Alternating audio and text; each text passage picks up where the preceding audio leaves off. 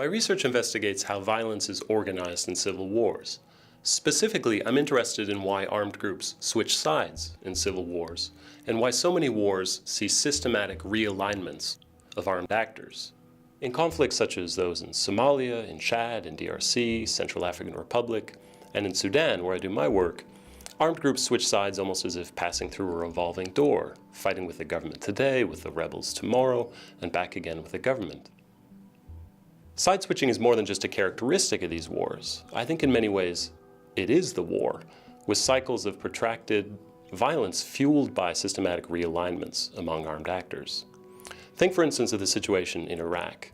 The predecessor of ISIL, the Islamic State, Al-Qaeda in Iraq, was largely defeated by about 2008. And it was defeated not by American power or not by the Iraqi government, but by the realignment of local Sunni tribal militia that switched sides from fighting alongside Al-Qaeda in Iraq to cooperating with American forces in the Iraqi government.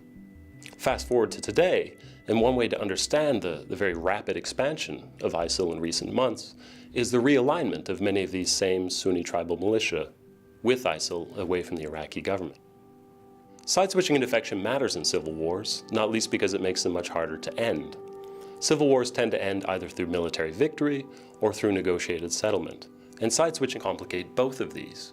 It makes it difficult for armed groups to win civil wars because alliances are so fragile, so temporary, and so instrumental. So every time you get a coalition or an alliance that looks as if it might win the war, you see side-switching that establishes some sort of balance of power once more. Likewise, side-switching complicates settlements at the bargaining table. You have so many armed groups present in negotiations that it makes it very difficult to reach settlements. So to return to my basic question, I'm interested on the one hand why armed groups switch sides in civil wars, and why so many civil wars seem to feature these systematic realignments.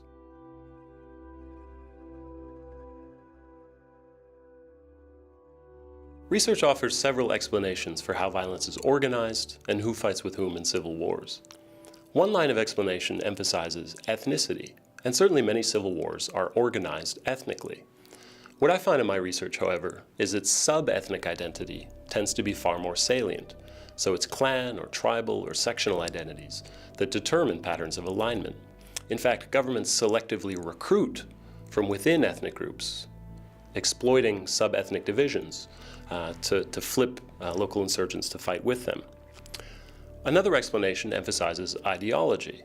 And while elite politics in the capital might have an ideological dimension, for many local armed groups, ideology is a secondary concern. In my work on Darfur and South Sudan, for instance, I find that it's local rivalries and patronage relations that are crucial in determining alignment patterns. So first, the government tends to manipulate local rivalries, recruiting armed groups through offers of military backing against their local rivals, in some ways even fomenting those rivalries in the first place. Second, there's also a material dimension to alignments.